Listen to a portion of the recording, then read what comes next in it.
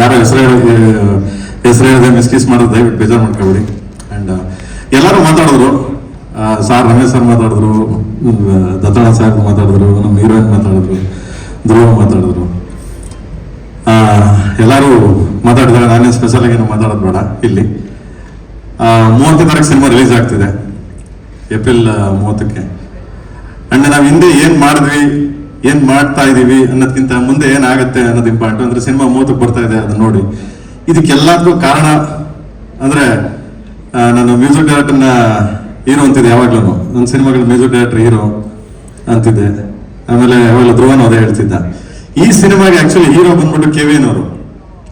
ಯಾಕಂಗೆ ಹೇಳ್ತೀನಿ ಅಂತಂದ್ರೆ, ಒಬ್ಬ ನಿರ್ಮಾಪಕ ಆದವನು ಒಂದು ಸಿನಿಮಾ ಮಾಡ್ಬೋದು ಆರಾಮ್ಸೆ. ಅವ್ರಿಗೊಂದು ಲಿಮಿಟ್ ಇರ್ತದೆ, ಒಂದು ಬಜೆಟ್ ಇರ್ತದೆ, ಒಂದು ಲಿಮಿಟ್ ಇರುತ್ತೆ. ಒಂದು ಇಷ್ಟಲ್ಲೇ ಮಾಡಬೇಕು, ಹೀಗೆ ಮಾಡಬೇಕು, ಒಂದು ವರ್ಷ ಸಿನಿಮಾ ಮುಗಿಸ್ಬಿಟ್ಟು ರಿಲೀಸ್ ಮಾಡ್ಬೇಕು. ಯಾಕಂದ್ರೆ ಎಲ್ಲಾ ನಿರ್ಮಾಪಕನ ಆಸೆಗಳು ಅದೇ ಇರ್ತದೆ. ಯಾಕಂದ್ರೆ ಬಂಡವಾಳ ಹಾಕೋರು ಎಲ್ಲರೂ ಅದೇ ರೀತಿ ಯೋಚನೆ ಮಾಡ್ತಾರೆ. ಬಟ್ KVN ಸರ್ ತುಂಬಾ ಇಂಗ್ಲಿಷ್ ವರ್ಡ್ ಅಂದ್ರೆ ತುಂಬಾ ಫ್ಯಾಷನ್ ಕರೆಕ್ಟಾ? Fashion, okay, I don't know, sorry, okay.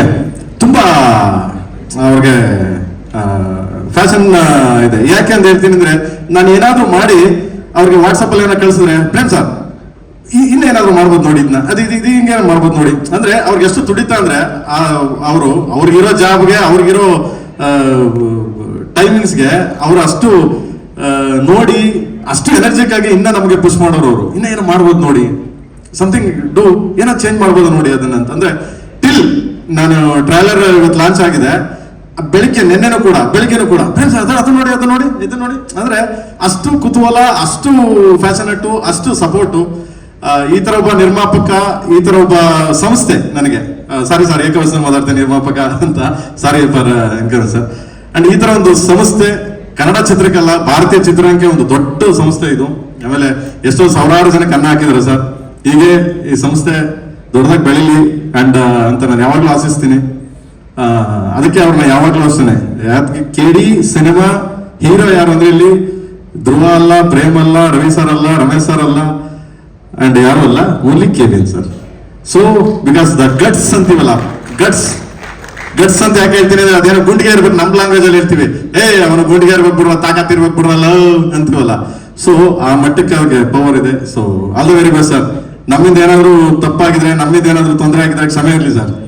So anythings and ಜಯ ಆಂಜನೇಯ ಗುರು, ಜಯ ಆಂಜನೇಯ.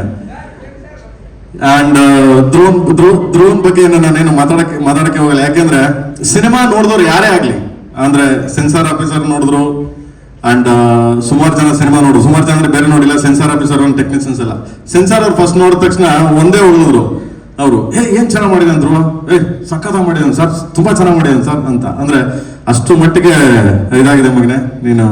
ಎಲ್ಲರೂ ಇಲ್ಲ ಅಂದಾಗ ಡೆಲ್ಲಿ, ಬಾಂಬೆ ಸೆನ್ಸಾರ್ ಆಫೀಸರ್ ಹೇಳಿದ್ರು, ಹೊರಗಡೆ ನಿಂತಿದ್ದೆ, okay well made this guy is good ಅಂತ. ಗೊತ್ತಲ್ಲ, ನನ್ನ ಇಂಗ್ಲೀಷು ಅವ್ರ ಇಂಗ್ಲೀಷು ಸ್ವಲ್ಪ ಅಡ್ಜಸ್ಟ್ಮೆಂಟ್ ಆಫ್ ಇಂಡಿಯಾ ನಡೀತಾ ಇರ್ತದೆ. ಸೊ ನಾನು ಅಕಸ್ಮಾತ್ ನನಗೆ ಏನಾದ್ರು ಗೊತ್ತಿಲ್ಲ ಅಂದಾಗ ಸುಪ್ರೀತ್ ಅವ್ರಿಗೆ ಹೇಳಿದೆ, ಮಗನೇ ಮಾತಾಡ ನೀನು ಅಂತ ಅವ್ರಿಗೆ ಹೇಳ್ತಿದ್ದೆ. ಸೊ ಹಿಂಗೆ ತುಂಬಾ ಚೆನ್ನಾಗಿ ಮಾಡಿದೆ, ನೀನು ತುಂಬಾ ಚೆನ್ನಾಗಿ ಮಾಡಿದೆ ಮಗನೇ. ನಾನು ಎಲ್ಲಾರನ್ನೂ ಹೊಗಳೋದಕ್ಕಿಂತ ಹೆಚ್ಚಾಗಿ ಸಿನಿಮಾ 30 ತಾರೀಕು ಬರುತ್ತೆ, ದಯವಿಟ್ಟು 30ಕ್ಕೆ ಬರ್ತಾ ಇದೆ, ಸಪೋರ್ಟ್ ಮಾಡಿ, ಪ್ರೀತಿ ಮಾಡಿ. ಇದು ಕನ್ನಡ ಸಿನಿಮಾ ಎಲ್ಲದಕ್ಕಿಂತ ಹೆಚ್ಚಾಗಿ ಒಂದು ದೊಡ್ಡ ಸಂಸ್ಥೆ, ತುಂಬಾ ಫ್ಯಾಷನೇಟ್ ಆಗಿ, ತುಂಬಾ ಇದಾಗಿ. ನಾವು 3 ವರ್ಷ ಕಷ್ಟಪಟ್ಟಿದ್ದೀವಿ ಅನ್ನೋದಕ್ಕಿಂತ ಹೆಚ್ಚಾಗಿ 3 ವರ್ಷ ನಮ್ಮನ್ನ ಅವರು KVN ಸರ್ ಮೇಂಟೈನ್ ಮಾಡಿದಾರಲ್ಲ. ಫಸ್ಟ್ ಆಫ್ ಆಲ್ ಪ್ರೇಮ್ ಅಂದ ತಕ್ಷಣ, ಅಯ್ಯೋ ನನ್ನ ಮಗ ಬಜೆಟ್ ಜಾಸ್ತಿ ಮಾಡ್ತಾನೆ ಗುರು, ಅಯ್ಯೋ ವರ್ಷ ಗಂಟೆ ಹೇಳಿದ್ದಾನೆ ಗುರು ಅಂತಾರೆ. ಅಂಥದ್ರಲ್ಲಿ ನಮ್ಮನ್ನ ಸಾಕಿದ್ದಾರೆ.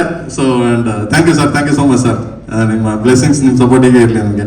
ಅಂಡ್ ರಮೇಶ್ ಸರ್ ಬಗ್ಗೆ ಮಾತಾಡಂಗಿಲ್ಲ, ಸಿನಿಮಾ ನೋಡೋದ್ಮೇಲೆ ಮಾತಾಡ್ತೀನಿ ರಮೇಶ್ ಸರ್ ಬಗ್ಗೆ. ತುಂಬಾ ಚಮಕಿದೆ ಸಿನಿಮಾ, ಟೋಟ್ಲಿ ಡಿಫ್ರೆಂಟ್, ಬೇರೆ ಆಯಾಮದಲ್ಲಿ ಹೋಗುತ್ತೆ. ಅಂಡ್ ನಮ್ಮ ಡಾರ್ಲಿಂಗ್ ಇವತ್ತು ಬರ್ಬೇಕಾಗಿತ್ತು ಆಕ್ಚುಲಿ. ಸೊ ಅವ್ರು ಯಾವ್ದು 2 ಶೂಟಲ್ಲಿ ಇದ್ದಾರೆ. ಸೊ ಅದರಿಂದ ಬರೋಕ್ಕಾಗಿಲ್ಲ, ಬಟ್ ಬರ್ತಾರೆ. ಅದನ್ನು ನೆಕ್ಸ್ಟ್ ವೀಕಲ್ಲಿ ಅವ್ರದೊಂದು ಸುದ್ದಿಗೋಷ್ಠಿ ಮಾಡ್ತೀನಿ, ನಿಮ್ನೆಲ್ಲ ಕರಿತೀನಿ. ಸೊ ಅವ್ರು ಎಂಟ್ರಿ ಆಗ್ತಾರೆ, ಕಾಲಭೈರವ. ಸೊ ತುಂಬಾ different character, different entry. And ಈ ಸಿನಿಮಾ ಇವಾಗಲೇ ಹೇಳ್ಬಿಡ್ತಾರೆ ನಿಮ್ಗಳಿಗೆ, ಈ ಸಿನಿಮಾ ನೋಡುವಾಗ ಇದೇನ್ ಟ್ರೈಲರ್ ಅಂತ ನೋಡಿದ್ರಿ, ಇವಾಗ ಈ ಸಿನಿಮಾನೇ KDನೇ trailer. Entire cinema, whole cinema is a trailer. ನೀವು ಪ್ರತಿ ಪಾತ್ರಗಳು ಹುಟ್ಟುತ್ತವೆ, ಪ್ರತಿ ಪಾತ್ರಗಳು ಜಸ್ಟಿಫಿಕೇಶನ್ ಇರ್ತದೆ, ಪ್ರತಿ ಪಾತ್ರಗಳು ಎಂಡ್ ಆಗಲ್ಲ. ಸೊ ಆ ಎಂಡ್ ಯಾವಾಗ ಆಗುತ್ತದೆ ನೀವೆಲ್ಲ ಸಿನಿಮಾ ನೋಡಿದಾಗ ನೀವೇ ಅರ್ಥ ಮಾಡ್ಕೊತಿರೋದನ್ನ. But this KD cinema is only trailer. Okay, please watch 30th 30ಕ್ಕೆ ಅಂಡ್ ಸಪೋರ್ಟ್ ಮಾಡಿ. Thank you so much. And madam, thank you madam, ನನ್ನ ಬಗ್ಗೆ ಒಂದೆರಡು ಒಳ್ಳೆ ಮಾತಾಡಿದ್ರಿ. Thank you sir. ನನಗೆ ಕಣ್ಣಲ್ಲಿ ನೀರು ಬಂದ್ಬಿಡ್ತು, ಬಟ್ ಆದ್ರೂ thank you so much. And ಇಲ್ಲ ಅಳಲ್ಲ, ಯಾಕೆ ಅಳ್ಬೇಕು, ಒಳ್ಳೆ ಆಯ್ತರಿ, ಒಳ್ಳೆ ಚೆನ್ನಾಗಿ ಸಾಕಿದಾರೆ ನಮ್ಮನ್ನ. KVN ಸರ್ ಚೆನ್ನಾಗಿ ನೋಡ್ಕೊಂಡಿದ್ದಾರೆ ನಮ್ಮನ್ನ, ಯಾವಾಗ ಕೇಳಬೇಕು. And thank you sir, thank you so much sir, thank you so much. And ಸಾರ್ಗೆ ಆಕ್ಚುಲಿ ನಾನು ಯಾವಾಗಲೂ ರೇಗಿಸ್ತಿದ್ದೆ, ನಮ್ಮ ಮೇಡಮ್ ಯಾವಾಗಲೂ ರೇಗಿಸೋಳು, KVN ಸರ್ ಯಾಕೆ ಬರಲ್ಲ ಬೇರೆ ಇದಕ್ಕೆ ಅಂತ. ಸೊ ಅವ್ರು ಯಾವಾಗಲೂ ಹೇಳೋರು, ಬರ್ತೀನಿ, ನಾನು ಬರ್ತೀನಿ ಪ್ರೇಮ್. ಯಾಕಂದ್ರೆ ನಾನು ಯಾವಾಗಲೂ ಕೇಳ್ತಿದ್ದೆ ಅವ್ರಿಗೆ, ಸರ್ ಬನ್ನಿ ಸರ್ ಬನ್ನಿ ಸರ್ ಅಂತ. ಇವಾಗ ಬಂದ್ರು ಪ್ಲಸ್ ಇದು ಏನೋ ಹೇಳ್ತಾರಲ್ಲ, ವಿಶ್ ಮಾಡ್ಬಿಡೋಣ ಅಂತ ಬಂದೆ ಪ್ರೇಮ್ ಅಂದ್ರು. ನಾನು ಹೇಳಿದೆ ನೋ ಸರ್ ಪ್ಲೀಸ್, ನೀವು ಇರ್ಬೇಕು, ನೀವು ದಯವಿಟ್ಟು ಅಂತ. ಬಿಡಿ ಪ್ರೇಮ್, ನೀವು ಮಾಡ್ತೀರಾ? ಇಲ್ಲ sir please, request sir, request ಮಾಡಿ ಇಸ್ಕೊಂಡಿದ್ದೀನಿ ಅವ್ರನ್ನ. So thank you sir, thank you so much sir, love you sir, love you sir, thank you sir, thank you sir, thank you sir, thank you so much. ನಾನು